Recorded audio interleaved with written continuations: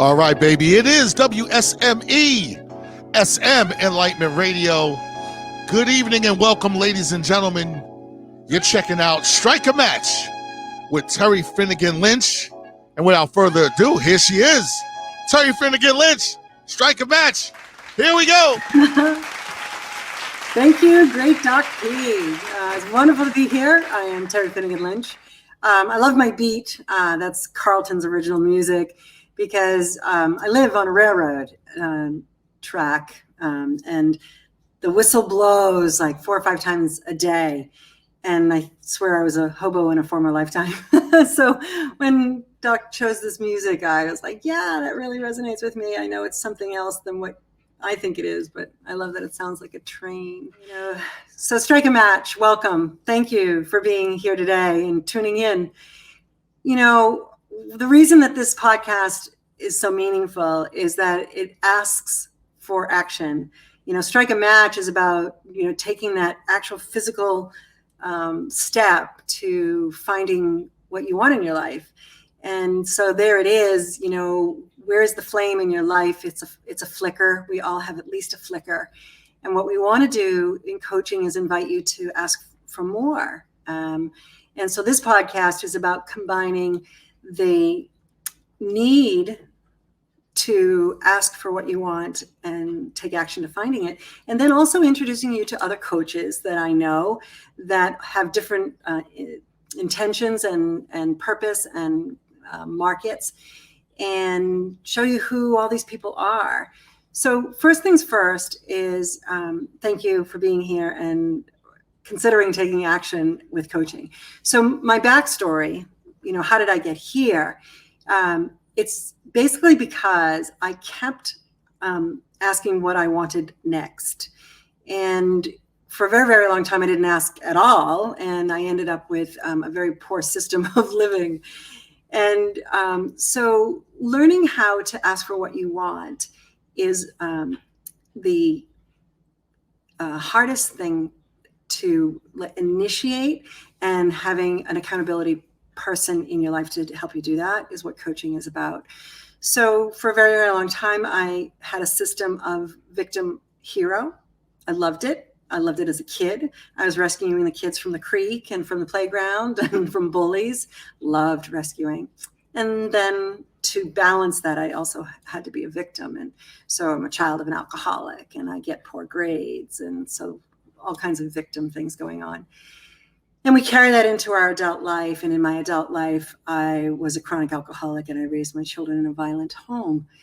And I stayed, So my backstory is that at one point, someone said, this is unacceptable. You've got to do something about it. And they were actually doing something for themselves in that declaration. So what we really want to know is, when have you had enough with what you have? If the story is a loop about, this is what I do and how I do it, then it doesn't allow for more creativity, even when that feels good. So for example, if I, end of day, breathe a sigh of relief that that's over, I did it, I got it done, there's something missing. There is an unmet need underneath it you deserve to understand. So how I became a coach was I went back to school again at 58 years old. And I found a school that was hand in glove to my life experience of going from a chronic alcoholic and living in a domestically violent home in 2002 to having a purely safe home, a life of enlightenment, and the opportunity to share that with you. How am I trained? Transformational coaching is about habits. Like we get this neural net in our head about how we do things and we just keep doing it over and over again. And my coaching model interrupts that in a very gentle way. And I love that it does that. I had 2 clients this weekend and they both said the same thing in totally different ways. I've never known how. I know what I want. I know what I need to do, but I don't know how. And I love that coaching gives us that leg up to do something that actually is building upon the previous time that we did something. And then in the end, it's sustainable and you own it. So a couple of years ago, I had this story in my head, my story. And I actually called it a direct dial. It was in honor of my mom. I was so pissed at her for so long. And then one day I said to her, what's up, Mom? What do you have, a direct dial to God? And she goes, yeah, you want the number? So this story was in my head for a long time about my mom and my journey. But it's now published in a collaborative book called Hope is for Always. And my story is called My Classroom of Hope. Now, the book's available on Amazon Prime, but if you would like a signed copy from me, you can email me and we'll talk and I'll send it to you. But that's terryfinneganlynch@gmail.com. So why is My Classroom of Hope so important? Because the story, the trauma is real and the growth from it is real. So we can spend an awful long time blaming others for what has happened to us. And I invite people to understand that it's happened for us. This tragic story of violent home, each experience brought me to another place where I became a higher version of me. So what is this higher version of me about? Well, I became a nurse at 52, went back to school, Northeastern University, go Huskies. But then I got very discouraged with Western medicine because no one was getting better. Everybody was still 300 pounds and everybody was still in their story and chronically unhappy. And so I asked for what I wanted and I came into coaching and I started out in a medical model and I realized that's really not what I care about. And what I care about is families, your family. We are in a whole new world, thank you, COVID, good or bad, to reassess who we are as a family and what's going on inside of it. And this is really, I think, pivotal to our world and our current generation and our future generations is, who are we? What stories are we carrying with us? What loop am I always in that I access because it's a habit, but I need to up level. And, it's really easy to find the kid that's the problem child and say, hey, everybody, let's get help for this kid. And I invite you to say, well, what about me? How is this affecting me? What am I losing? What am I doing to contribute to the trouble? And so a creative family coaching practice is about all of you. It's about asking each individual to step up, but then as a family unit, have it all happening at the same time with each of those individuals. So we get a personal growth experience and a family growth experience because everybody's working at the same time in the same model of habit change to become the better version of them. So I love that part of my journey. I was pretty tough as a mom, drunken mom. Forgiveness was a big reason why I can actually say that with a smile. And so I want to acknowledge that whatever your story, there's hope. And so if you'd like a copy of my book, let me know. So the next part of what we're going to do, I call Fan the Flame. And it's fun facts about coaching. I can tell you all the wonderful reasons that coaching is great, but what is the background to it? So HuffPost is a digital magazine, and this gentleman, Tom Casano, is involved in the health coach world, and he wrote an article. So I am taking from his article a fun fact. So last week we talked about how coaches are right there. It's not a sterile environment. It's really about us being right there for you. So this time, this fun fact is true, especially in my practice. Coaches mirror your inner self. One of the life coach's most important jobs is to ask questions about ourselves and what we want in our lives. So then the coach and the client create and reflect back accurate depictions of yourself based on the answers that you've find out in asking the questions about where you've been and where you want to go next. So this is what I believe, this is what I experience, but it's also, out there on for you to verify that, what is a coach and what does a coach really do? And how do I know that I would like to have a coach? I have a coach. I don't know what I would do without her, truthfully. We can only go as far as we're willing to go, right?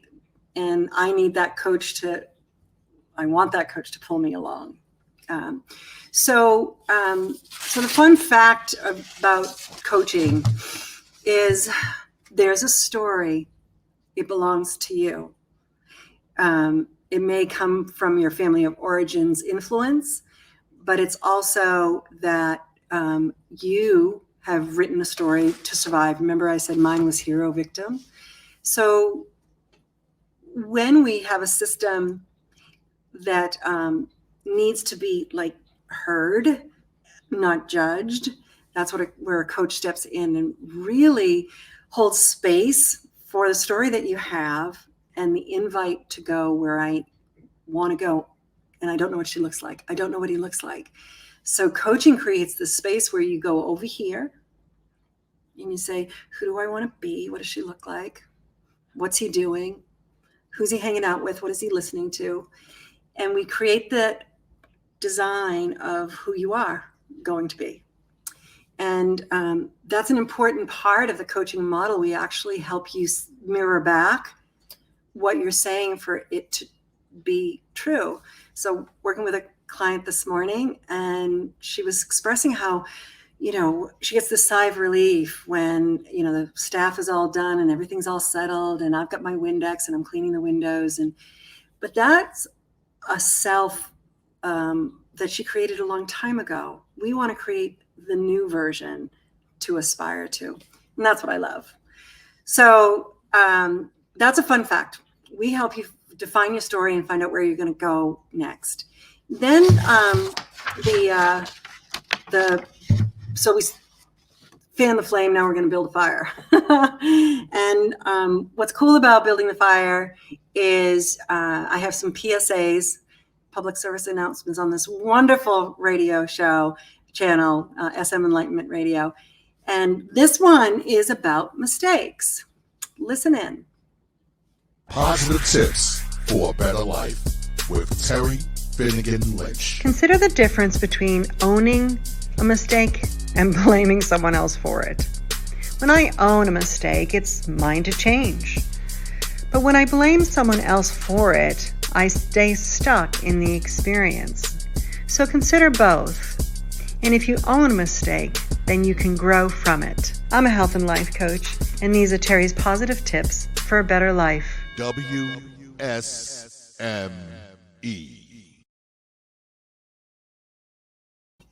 Hello, welcome back. So mistakes, we find them in every day. And what I've come to learn in this process is that if I keep making a mistake that's similar, I haven't learned what I need to know about it. And so it's really a gift when you get to say, God, I'm late again. Oh, I'm late again. Oh, I'm late again. And then we blame it on, the dog ate my homework, or the car engine didn't start, or, my grandmother needed me. But a mistake really is the invitation to look and see, what am I doing here? So if I'm forgetting my keys, is my mind somewhere else? So the separation between I'm going to blame my mistake on something else, even circumstance, and not own the mistake myself. I will continue to repeat it until it's done. So I used to say that I felt that I was hostage in traffic. There's not much traffic anymore with COVID. I want to be on time. I want to be on time. And a friend of mine pointed out, he says, yeah, I know you show up and you're on time, but you drive like a maniac to get here. So I was so consumed by making sure that I was on time that I was creating all these mistakes prior to being on time. And literally, I'm the person you're swearing at the highway, by the way. So that mistake of looking at, oh, I'm doing what I want to do, I'm on time, I'm being reckless to get there. That's my hero role. And I want to look into that and see, oh, I'm blaming traffic. I'm just not leaving early enough. So what this young man was pointing out to me is, if you really cared about being on time, you would allow more time. And I'm like, oh, I hate when other people are right. But as soon as I began to own that I'm not late because of these things, the phone ringing, I'm really late because I don't care enough to be on time safely. So I blame it on these other things so that I can be heroic with that. So the important part of being honest and open with yourself is the beautiful opportunity to own your mistake, not with judgment. I know the word mistake is actually got some built-in judgment with it. But if you break it down, it's mistake. So I wanted to take this, but I misstepped and I didn't. And so I end up in the mistake. So when we build a fire, we strike a match, we fan the flame, we build a fire. Building the fire is about awareness. Light me up and show me what I cannot see. In the coaching model, as we sit together, whether it be Zoom or in person, you get to see the me, the you and me and you. That's why we actually connect as a coach and a client, is that there's this comfort in the middle ground that we share to find out what we're going to do next. So building a fire is saying, okay, my family needs help. I need help. I'm going to take an action step. I'm going to strike a match and go forward with something different. And that's where we get to really be strong. You know what I love about being able to change is when I was a young mother, my kids would say, Mom, you don't laugh enough. You don't have enough fun in your life. And I'm like, really? And I was so serious all the time. And I value that today. And so when I was creating this podcast, I'm like, I'm going to do a comedy corner, Coach's Comedy Corner. And I'm going to find my own cartoons. So I designed this one this week. So here you go. You can succeed. You are a pelican, not a pelicant. Well, that's what all the coaches say. So what's humor do? Well, it can be a system that actually is not serving you well. But it is a place where we actually exhale and inhale. When we laugh, there goes the air. Then we need to breathe. So laughter is about that exchange of old and new. And the old thought is, if insurance doesn't cover it, I can't afford it. Or, I've been with my therapist for years and years and years. I don't understand this coaching thing. There's lots of reasons, lots of no's as to how we might come into a new experience. So the pelicans here sitting on the bow of a boat are coaching client. And, if you'll see, they're both on the railing. They're both out there over the water. And yeah, they're birds, but wouldn't it be funny if they were not? They were just human beings out on the ledge together, right? So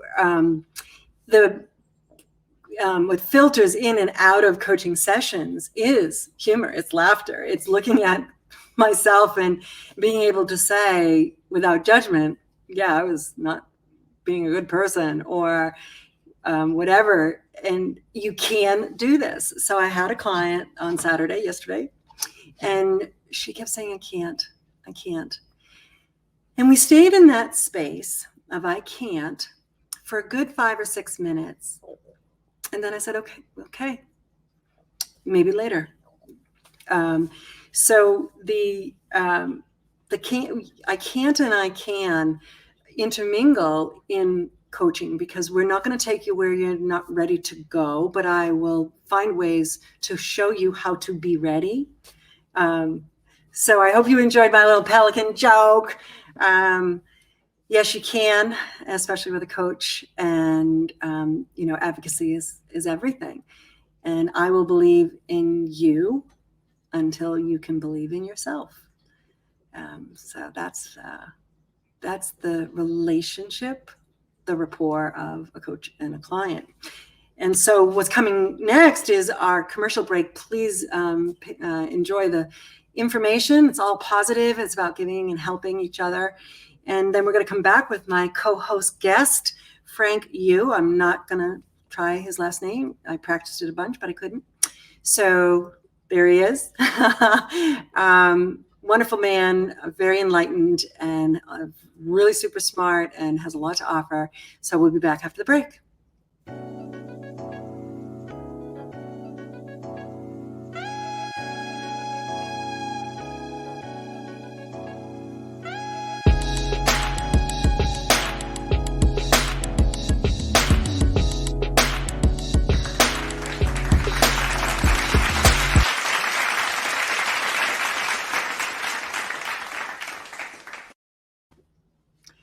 Hi again. Last week I mentioned, and I probably will in every episode, the very, very special piece of coaching, which is the rapport. Do I believe in you, and do you believe in me? And would we do well together in a conversation about change? So rapport is really important, and actually that ingredient that matters so much when you make a special recipe. The glass jar of spaghetti sauce is not as wonderful as grandma's home recipe, because grandma's there. And that is how you make a beautiful meal. As you have more than just the jar, right? So rapport is really what you're looking for when you're thinking about coaching and talking with a coach. Talk to a bunch. You'll find the one that really holds space for you. So welcome to the show, Frank. I'm so happy to have you here. Tell me about California. What's going on out there? Hey, everybody. Frank Udvarhely here. I know it's a lot of syllables, so Frank is fine, everybody. California is doing awesome. I mean, we just finished our shelter in place, so now people are allowed to get out in public again. And obviously there's a polarization about that, but ultimately connecting with people, like you just said, that's the key thing that a lot of us have been missing. That human to human contact, that energy that we share through conversation. Yeah, it's exciting to be out. And so thank you for having me on here today. As you can tell, I'm just like that jar that just opened up, ready to hang out. So so nice. So what is a little bit of background about your practice, how you serve your coaching community, how you got there, and where you'd like awesome. to go. Yeah, Terry, thank you. So it started with when I was in high school, actually maybe before that, but I'll talk about high school as a peer counselor. And I always was told, that it is what it is, or that's the reason why things are what they are. You can't change it, or, hope for the best, plan for the worst. But it was like, why? Why am I not able to get past the limitations? Why are people stuck in their stories? And so talking to other people my age, especially before the internet was around, you had to actually have conversations in real life. And I thought that was awesome, because you're sharing those emotions, you're sharing those feelings, those thoughts, those behaviors, but ultimately that belief structure of, I don't feel I can, like your cartoon, that I can or that I can't. Whether you think you can or you think you can't, you're right. Henry Ford, by the way. Right. So ultimately, when you change that mindset, when you shift into that, no, I can do this. I have the confidence, I have the courage, I have that self-empowerment, that inner ability. maybe it's not coming from the home, maybe it's not coming from your professors, your mentors, or your friend circle. You have to seek outside counsel to get it. And a lot of us turn to, I mean, I listen to a lot of music, I watch a lot of movies, my mentors are all over stage and screen, if you will. And I've found that was an awesome way to then turn around and communicate back my story using what we now see as podcasting, but back then it was all blogs, live journals, things like that, MySpace.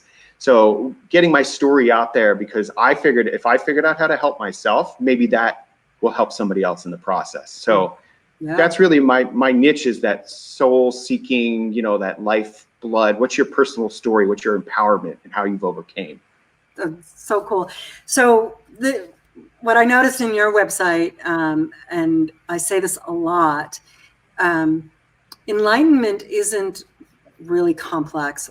Mm-hmm. What it is being able to hear the person who has the enlightenment message that connects to you. And so when I saw your website, you have this key and you wrote a blog about it. And mm-hmm. I'm using the term match. You're turning lock and key. Yep. We both will have the same soulful resource to unlock the door, swing the hinge, strike a match, because we listen, right? Mm-hmm. I mean, we're talking, but we listen. I say, I will hear what you do not say. Mm-hmm. People will be like, how did you know that? Because there's a gift, this special find that we, as let's call us seekers, whatever. Mm-hmm. It's like, how do I translate what I've been through into growth and wellness for others? So you coach entrepreneurs, yes?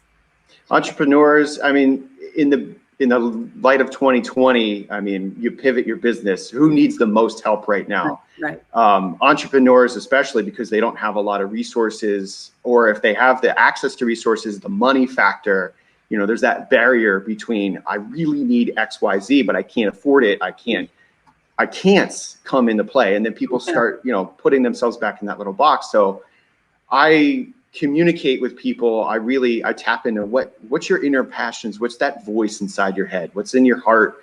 And how does it maybe relate to what you're doing? And if it doesn't relate to what you're doing, is there a way that you yourself can shift to open that flow, open that floodgate mm-hmm. of energy, so to speak? And I mean, I talking to people, ultimately, I want to get down and talk to the human being behind the company, behind the entrepreneur.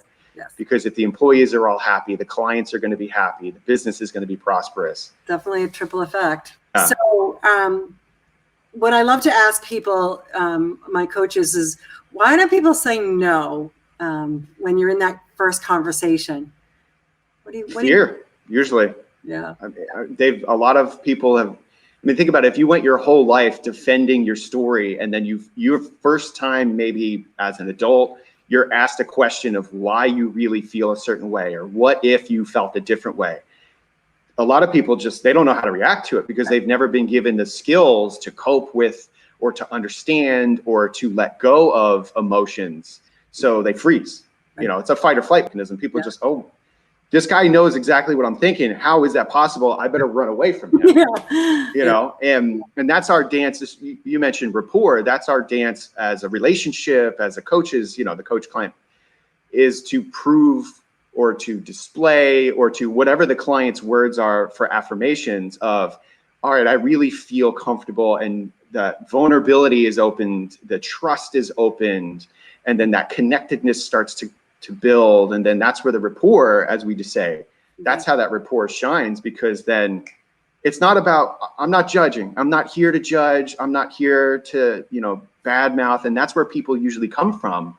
They've been, I don't want to say everybody, but people have been taught for so long that, oh, your behavior's bad, so you're bad. Yeah. No. If you don't understand how to behave, that doesn't mean you're a bad person. It just means you haven't yet learned how to change, evolve, maybe modernize. The fear that, that hard stop Yeah. you know, comes from that feeling of I'm safer here in what I know than the risk of going to where I don't know. And I signed 2 clients in January that have both been kind of nodding for 2 years, and then finally they were in their place where I do want to change. I am ready. And that's the beautiful thing about coaching is we'll be here when you're ready. If today is a no, you know, and so do you have a testimony that you'd like to share with us? Yeah, actually. So a client of mine, I would say April last year. I mean, everybody remembers what happened. The world just got shut down. Well, a client of mine who's a DJ, actually, he plays a lot of live venues, a lot of clubs. Instantly, he's unemployed. Or what do? You know, you switch to doing Facebook Lives, YouTube videos, things like that. But in that moment of stress, of, you know, response to the stimulus, of fear from the change that's being forced upon you, how do you react? Do you go inside, hole up, and let it crumble inside, you know, or do you flip that match on and be like, all right, I'm going to light a torch to pave the way for my future because my skills are the same. The world around me changed. Right. And so as a coach, I come in here and I just help you match. Okay, here's those skills that you have in 2019. Now let's go to 2020, 2021 and beyond with those skills. You see that the only consistent thing is the human being within. Right. So my client who was a DJ, it was total pivot, you know, go back to old school, make some CDs, make some demo tapes, put them on Facebook, put them on YouTube, continue doing what you're good at, your craft. And then ultimately you're going to bring in and absorb, hey, you know, we're all going through this pandemic together. Here's what's happening. Sell it in your story, talk about it in your story, because then when whoever listens to that or sees that video is going to then be inspired. And case in point, I mean, I used to work a lot within my network here in the community, a little bit of my extended network. I grew up back east, so I have a circle of friends in New Jersey. I have a circle of friends in California, and that was it. But thanks to the 2020, thanks to this pandemic, I'm on with you people right now. We're in 3 different states. And I have clients in Australia, I have clients in Canada. I mean, as long as they can find your link, they can find you. Mm-hmm. And that's the taking action versus, you know, taking passiveness. How do you describe that? You're just sitting back and letting things happen. Well, you know, it's interesting because today I had a client and she was telling me, you know, how good she felt. And what I captured in that release was that was the woman she set out to be 5 years ago. Yeah. When she's assessing where she was 5 years ago, she has a sigh of relief. But when she thinks about where I want to go, she doesn't know what she looks like because everything is changing, right? So we sat down and we went through this exercise of honoring yeses and nos and shifting from ambiguity to today this is a yes or a no. Mm-hmm. And you know, she wrote me afterwards and it's like, this is exactly where I couldn't go without you. Like I couldn't get there on my own. There's just too much. 5 years ago, I could. We all could 5 years ago, even in 2019. Yeah. But then this big pause came and it froze all of us into this place. And the awakening, you know, coming around the corner into 2021 is this greater awareness of what I'm doing and what I have isn't enough. Yeah. Right. And how do I go to the next place? And helping people navigate from what they had to where the next journey is going to be is important. So Liz said yes, and Adriana said yes after 2 years. Tell me why your people say yes. My people say yes because of rapport. I mean, because through creative questioning, I mean, that's our job. We get paid to listen. We get all of our resources are built into how we communicate with other people. So when the client and the coach match up, you know, that synchronicity builds, that harmony, that resonance, and that frequency is so aligned that people just, they feel yes. I don't think they say yes. They feel you understand me more than anybody else. Maybe you're hearing something that I'm saying and I don't even know why I'm saying it. You know, maybe I was never given permission to be successful. And you now, as my coach, changed my life because you just gave me permission to think outside the box or to become my best self. When, you know, my past, my abuser, my mentor who didn't understand me, you know, whatever situation it was. Right. And so people say yes to me who, I mean, yeah, you have the ones who say courage, you know, I don't really want to change. I like who I am, but how is that still serving you is really what my question is. And if it's not serving you, here's an opportunity to get better resources, to get new learnings, to get I would say more fluid understanding of the situation you're in so you can proact instead of just react. Oh, it's so interesting you said that. I introduced this idea last week. I believe I started writing it, I think, the first of the year, that 2020 was a year of reacting, and 2021 is a year of creating. We didn't have an option. We had to react to every new thing that was happening. We had to react to it. But now nothing's really new anymore. You know, we got a blueprint already. So, you know, how do we create? And, you know, saying yes to it is empowerment. It, you know, it is stepping out of scarcity and into abundance.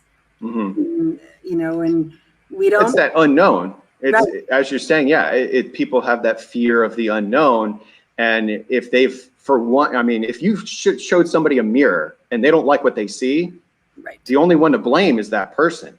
And that's really powerful, and that's really difficult for a lot of people to fathom because, wait a minute, I'm in control of that. I can't blame, I can't reject, I can't dismiss, I can't. And so that's where people just, you know, they put their phones on and they just disappear into what it is until they find their voice. And that's what I believe. Everybody has a voice. It's just not everybody has an ear to speak to. Yeah. Hearing what you say, you know, I went for a walk with someone and I said something and she's like, that's been my life story. How did you know? I'm meeting you for the first time. The silence, there's a silent crisis. You know, we're not asking what's my part in it, you know, what's your side of the street, and stay off of his or hers, you know. And it comes from that intention as the coach too. I mean, you obviously can say this as just as well as I, but if you believe those people that you're going to speaking with are their soul, you know, their beautiful soul, their possibilities that they have, and you know, you connect as the human beings, as the universe, so to speak, created us, not what society told us we are or what our limitations tell us we are. I mean, that's why people get stuck in those cycles of pain and those cycles of bad habit, because they just haven't found a way to look at their problem from a third person, fourth person perspective. So much like when you introduce a coaching or any kind of therapeutic, you know, mindset, personal empowerment, transformational coaching, there's a different perspective that everybody has in the world. I mean, everybody's filtering, deleting, distorting, generalizing all of the information that's bombarding at us constantly based upon our learnings as a child, through relationships, every moment of the day. I mean, I'm learning stuff right now from being on this call with you. And so it's going to affect the way that I think about things in the future. Right. And how you receive information. Do you receive it positively or negatively? I mean, again, talk about striking a match. You could strike a match and light a firework, and you know, 4th of July, you can give hope to a lot of people on 4th of July, or strike a match, something bad happens and something burns down, which again, not a suggestion, but you have a choice every moment of the day, how you accept, receive, and then turn around and proact. Yeah, absolutely. You know, you're NLP trained, and I've experienced it. You know, it allowed me to become authentic with the words that I choose. And I think it's the most brilliant gift I've ever had about my insides matching my outsides, is really listening to the words that I say. And, you know, my client this morning was need. And like, yeah, you're not going to get it because you're in desperation, you're in need. And it's like she couldn't see that without that person who loves her to be safe to hear what I don't want to listen to. Yeah. And that coaches I do. think that's awesome. I just hearing that is awesome, because there's no reality beyond that which you are perceiving. Right. You know, all of those vibrations around you, all of those chemical energies that come from within, you know, the emotions turn to thoughts, thoughts turn to things, and then things turn back into other types of emotions. And when you pay attention to all of that stuff happening around you, you can shape whatever's coming into your view. You know, it's the classic, when you're learning how to ride a bike, don't fall, don't fall, don't fall. And what do? You fall. Yeah. I can do this. I can do this. I am doing this. I am doing this. And then all of those vibrations that are going out into the universe and going out into the world around you and people around you, it's strength and support in numbers. You know, it's that belongingness that creates that safety net. And then you can always get to where you want to be from here. That's, yeah. Yeah. And appreciating and understanding where I am right now is the celebration. Like, I say to people, you're actually perfect. I believe that all of us are perfect. Even when I was a drunken mother, I was still perfect because I was doing the best I could with what I had. Yeah. And I want to celebrate that with you. It's perception. Yeah. Yeah. It's what I could do. So the quantum physics about the mind, that there's this neural net that keeps repeating itself and is a pretty complex garden now of stuff. And then we create a new thought because we are aware of how we sound and what we say. So you have contact information. Tell us about your website. And sure. Yeah. I mean, I'm on all the social medias. It's if you look me up on www.intelligentchoicetraining.com, you'll see how to find me and everything else. My email, frank@intelligentchoicetraining.com. Phone number is 530-380-1840. And I know I don't call myself ever. I know. But find me, more importantly, find me on social media, Instagram, Facebook, LinkedIn, Twitter, all that stuff at udvarhely.com. So it's just my first initial, my last name. You find my handles that way. So. That's great. You know, I typed in, believe it or not, into Google, Frank Yu. Yeah. And maybe because I had some conversations with you already, but there he was. Yeah. So, and you said this earlier, you know, if you want me, you'll find me, right? And I believe attraction based. Yeah. I mean, because that your person is opening up to receiving, and it's not my place to force anybody to do anything. I never will do that. And so if it's not a right time for you, if it's not a right time for me, there has to be that mutual respect. But as we said at the top of the call, we has to be the rapport. And you'd be amazed, you know, when you put yourself out there, you know, the universe will meet you halfway, and you go that other half. Yeah. That's when the magic happens. Yeah. Yeah. I'm a dream board, vision board. I adore it. I love creating them. I make them all the time. And it's about letting the universe know what I want, right? And if I don't say it out loud, then the universe is guessing. Yeah. And that's a perfect thing to end this wonderful conversation with today, because we have 5 senses. So let's use all 5 of those senses. Right. It is. It's how we anchor a greater shift. Is what do I see? What do I hear? What do I smell? What do I taste? And what do I feel?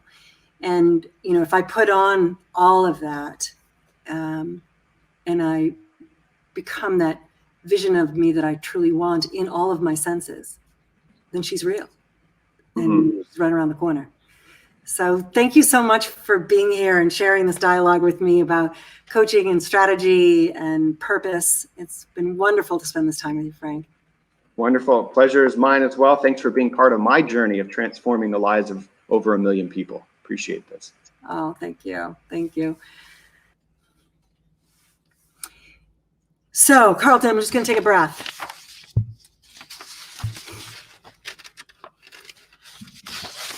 Okay. Um, How you doing? You all right? I am. I just wanted to get back to next week's guest. Great segment, Frank. Great segment. Thank you, sir. Appreciate your time. Appreciate the opportunity. Yes, sir. Yes, sir. Anytime. Anytime. Thank you. Hey, could you do one thing for me, Frank? Yeah, sure. Could you say hi, this is Frank from California. Perfect. You're listening to SM Enlightenment Radio. Hi, this is Frank Udvarhely from California. You're listening to SM Enlightenment Radio. Perfect. Thank you. Take one.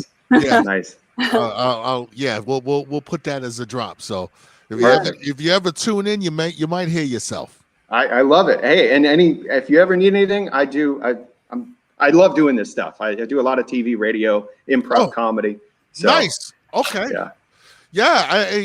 And if you're into doing some funny stuff, yeah. I tell you, I'm been looking for. I got a lot of uplifting stuff, but I want something to make people laugh too. So totally. Yeah. Maybe we'll have another conversation. Let's do it. Absolutely. Okay. So yeah, I'll definitely be in touch then. I got your email and also be shouting out to you. So when audio and video are edited and everything. Yeah, everything will be ready next Sunday. And then this will be broadcasted at 5 p.m. 2 p.m. your time on the channel. Perfect. And then do you want me to do my information? Because I fumbled that phone number thing. Oh, yeah. You can do now that. that I'm thinking of it. Yeah, that's a good. Yeah. As a matter of fact, I'll take myself out and then you could just pause and just go into all of your info, okay? All right. Here we go.